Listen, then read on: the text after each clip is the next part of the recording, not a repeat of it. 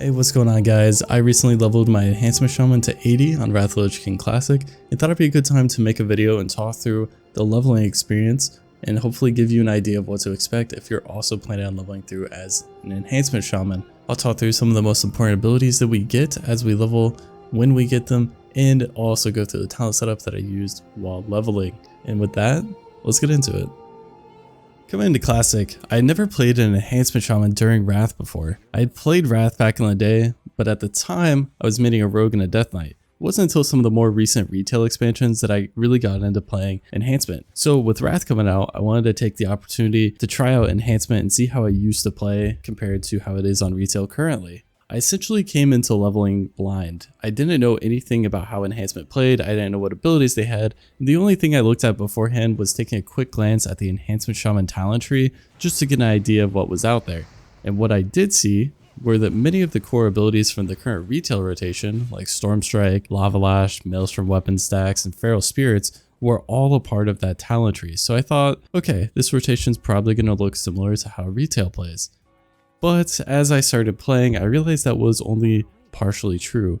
While a lot of the same abilities exist in both, priorities of abilities differ quite a bit, and Wrath has some additional things to manage, like having to actually manage Lightning Shield during combat and also having to look at using your different totems. And overall, I actually really enjoyed the leveling experience as Enhancement. It actually feels really good once you get all of your abilities. Enhancement seems to have all the tools it needs to level effectively. I was able to quickly take down mobs one-on-one using Storm Strike and Searing Totem and Earth Shock. I was able to AoE down large groups of mobs with Magma Totem, Fire Nova, and Chain Lightning. And when it came to group quests, I was able to solo elites too, thanks to Earth Elemental and Fire Elemental, and if I really needed it, Hero and Bloodlust. Of course, we also get access to Shamanistic Rage, which is a 1-minute DR cooldown, as well as having access to healing spells and Water Shield in order to keep ourselves alive and keep our mana sustained. However, as much as I did enjoy the leveling experience, it starts off a bit sluggish, and to a certain extent, I was kind of bored early on with it. And I think it boils down to two main reasons for this. The first is that our mana usage is very high early on, and it often feels like you either need to spend a lot of time just auto-attacking your targets and waiting for Water Shield to regen your mana, or it feels like you need to carry around a lot of water and then drink after almost every single pull. Now, this felt a little disappointing because it limited the use of some abilities like totems and things early on where you don't have totemic recall yet, so you placing the totems down and you have no way of refunding any of that mana back. And it might have been because I was playing on a fresh server, there was a lot of people around while I was leveling, but it often felt like if I put totems down, I wasn't able to pull many mobs to them at a time, and so the mana felt even more wasted. That might be different now though. If you're leveling through and there's not nearly as many players around, you could probably drop totems once and then pull more mobs to them. The second reason the early levels felt slow was that I felt that our abilities were a bit backloaded, and the abilities we get early on are mainly focused around things that are more passive rather than actively being used during combat. And so when it came to fighting mobs early on, it felt like there was just a lot of auto-attacking and a lot of downtime between using abilities. I think to better illustrate this, we can talk through the abilities that Enhancement does get while leveling and when we get them. Now, this isn't a complete list of the spells from 1 to 39, but these are going to be our main key abilities. The first thing you should notice is that a lot of the spells listed out here are our totems, which, as a quick side note, you do have to still do class quests at this time to earn your Earth Totem, Fire Totem, Water Totem, and Air Totem.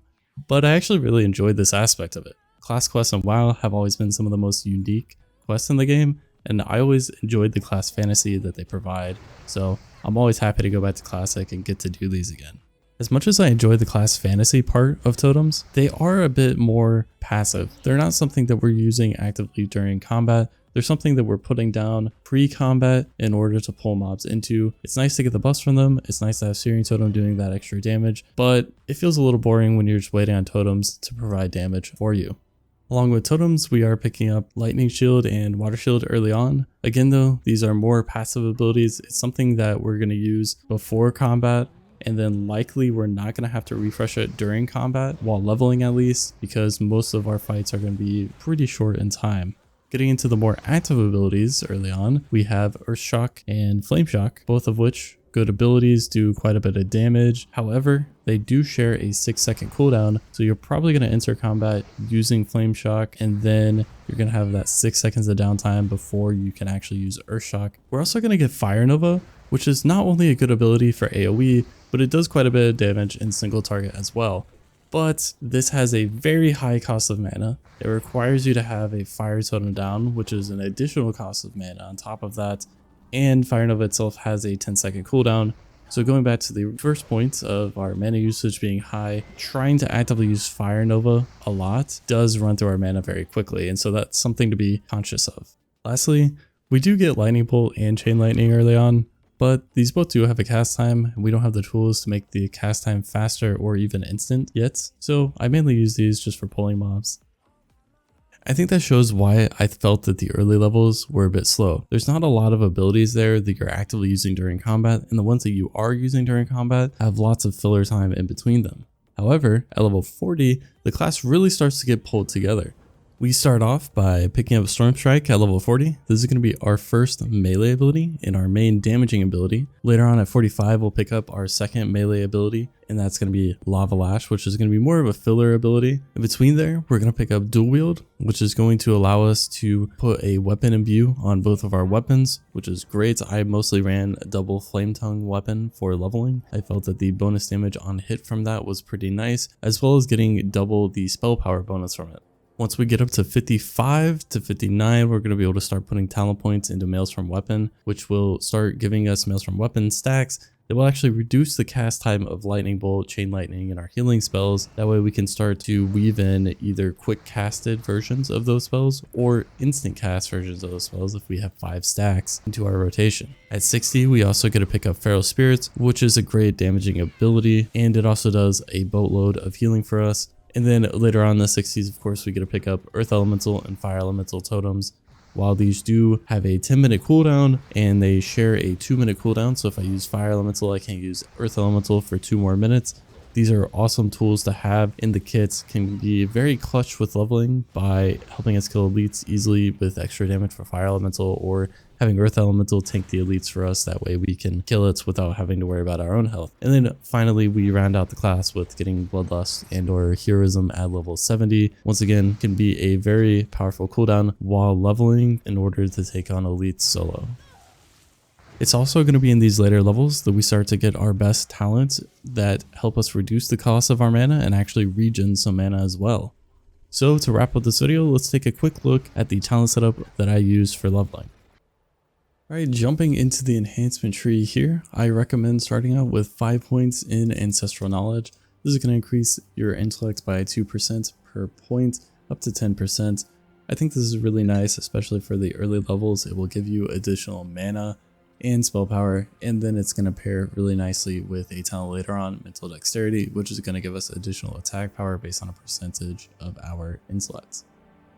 From there, I like to take 2 points and improve Ghost Wolf. I like making this an instant cast because it's very helpful for getting around at early levels, especially before we have our riding skills. Then we can take 3 points in Thundering Strikes. This is going to improve our chance to get a critical strike with spells and attacks by 1% per point, up to 5%.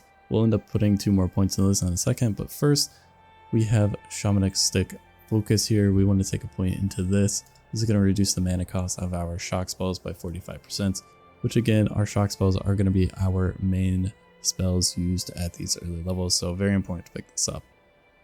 Then we can go back and finish off Thundering Strikes by picking up 2 more points into that, and then our next points are going to go into Elemental Weapons. Now this is going to basically buff up our weapon abuse, so the damage caused by Wind Fairy weapon will be increased, the spell power from our Flame Tongue weapon is going to be increased, and the bonus healing of Earth Living weapon will be increased. So nice to have there. Take 2 points in that for now, and then that will unlock Flurry for us.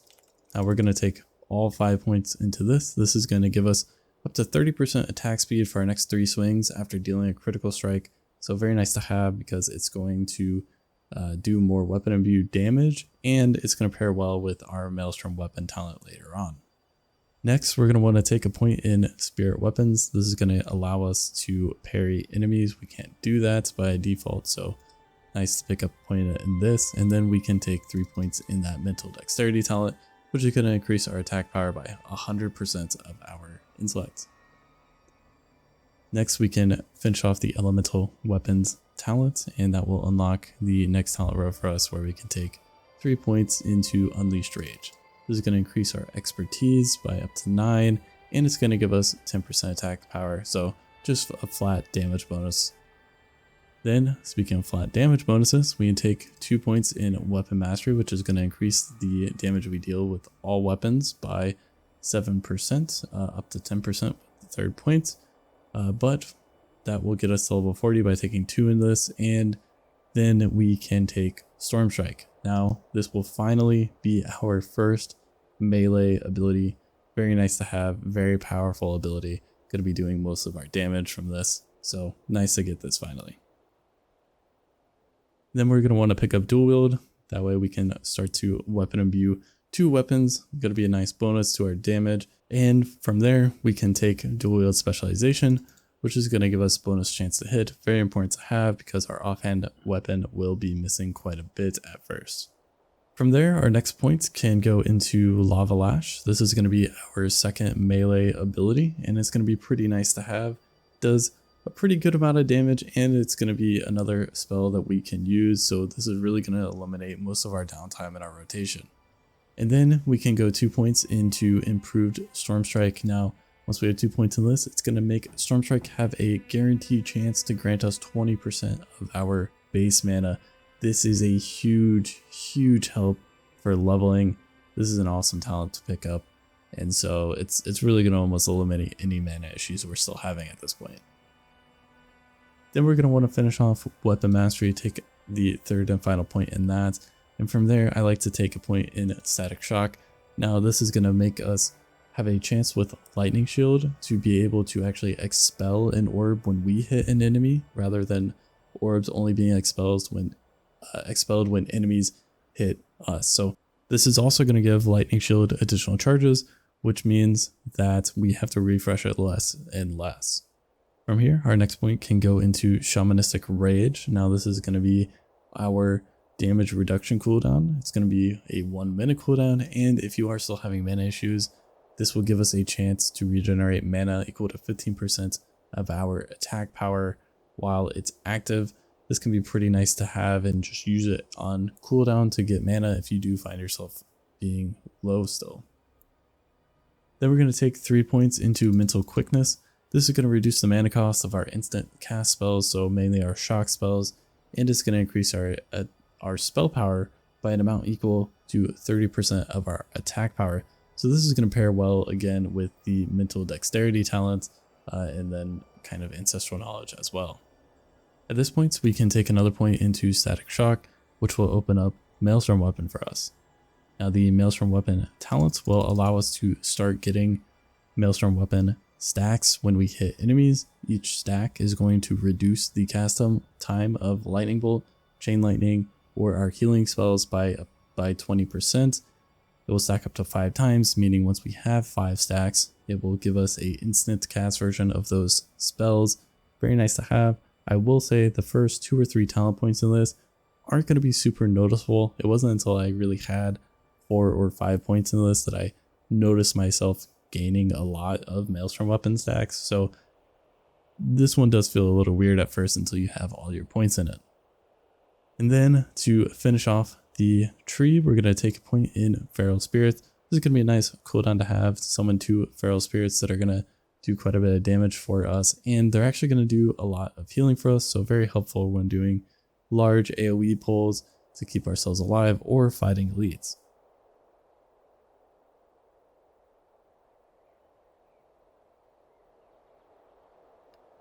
And that's going to round out the enhancement tree. So we're going to go over to the elemental tree, and our next points are going to go into Concussion. This is going to increase the damage done by our Lightning Bolt, Chain Lightning, and shock spells by up to 5%. Next, we have Elemental Devastation. This is going to cause our spell crits to increase our chance to get a critical strike with our melee attacks by up to 9%. I think this pairs fairly well with the flurry talent, so I took 3 into this. And then from here, we kind of have some options.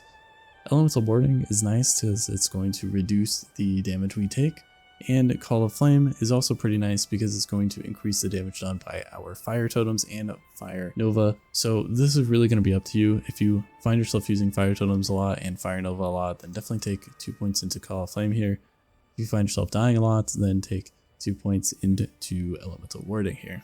Then we can take a point in Elemental Focus. This will give us a chance to enter a clear casting state, which will reduce the mana cost of our next 2 damaging or healing spells. It's going to be pretty nice. Just further mana reduction, always helpful. From here, we can take 4 points into Elemental Fury. This is going to increase the critical strike damage of our Searing and Magma totems, as well as our Fire, Frost, and Nature spells. So fire spells being Fire Nova and Lava Lash, and nature spells being our shock spells and Lightning Bolt and Chain Lightning. At this point, I think we have a few different ways to finish off our talents. You can take Improved Fire Nova here, which will increase the damage of Fire Nova by 10% per point, and it's going to reduce its cooldown by 4 seconds at max rank. So this is actually really nice if we are using Fire Nova quite a bit. If you go this route, definitely finish off Elemental Fury and Call of Flame. Then you have a final point left here that we can add into Static Shock. Alternatively, you can, instead of putting a point in Static Shock and improve Fire Nova, you could actually go points into Reverberation here. Same thing, if you take a point out of that, you can get 4 points in here.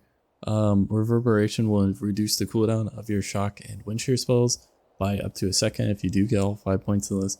This can be pretty nice while leveling, but personally I liked using Improved Fire Nova instead and buffing that up as much as possible. That's going to do it for our video here today. Thank you to anyone that watched all the way through. Hopefully this was helpful.